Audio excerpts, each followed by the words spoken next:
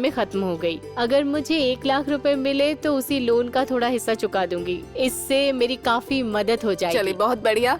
मैं दुआ करूंगी कि आपका प्रेशर थोड़ा कम हो और आपके जितने भी सपने हैं वो पूरे हों।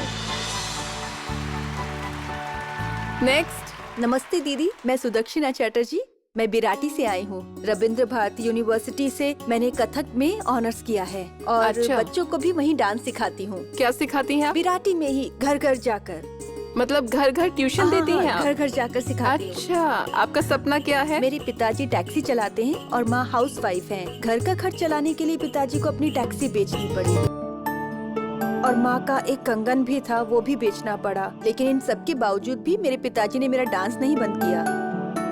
अब वो टैक्सी किराए पर चलाते हैं, मतलब कोई कॉल करे तभी गाड़ी मिलती है, वरना उन्हें नहीं मिलती है। दूसरों की गाड़ी चलाते हैं, कभी मिलती है कभी नहीं मिलती है। तो मैं चाहती हूँ। गाड़ी के साथ? जी हाँ, गाड़ी के साथ। हाँ, और अभी उनका फोन भी खराब हो गया है, तो मैं पिताजी को एक नया फोन दिलाना चाहती हूँ और माँ के लिए कंगन बनवाना चाहती हूँ। मतलब आपका सपना है अपने माता पिता के सपने और छोटी छोटी जरूरतें पूरी करना। Very nice. पिताजी के लिए मोबाइल फोन और माँ के लिए कंगन। बहुत प्यारा सपना है।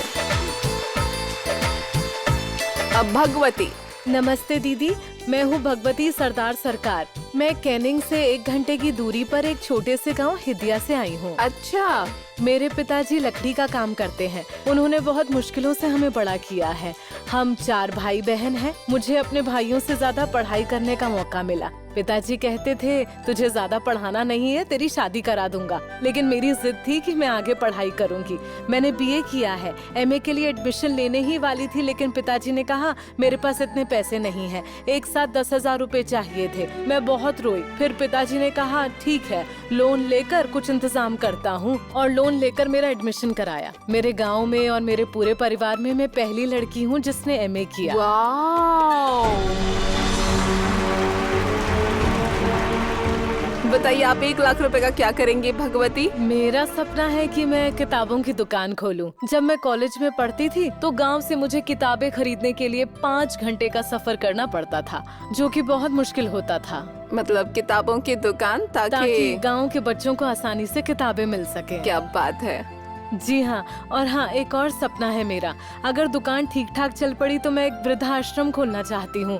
मैं खुद गरीब परिवार से हूँ और बेसहारा बुजुर्गों को देखकर बहुत दुख होता है। हमारे पिताजी ने हमें पढ़ाने के लिए बहुत कष्ट झेला है दीदी।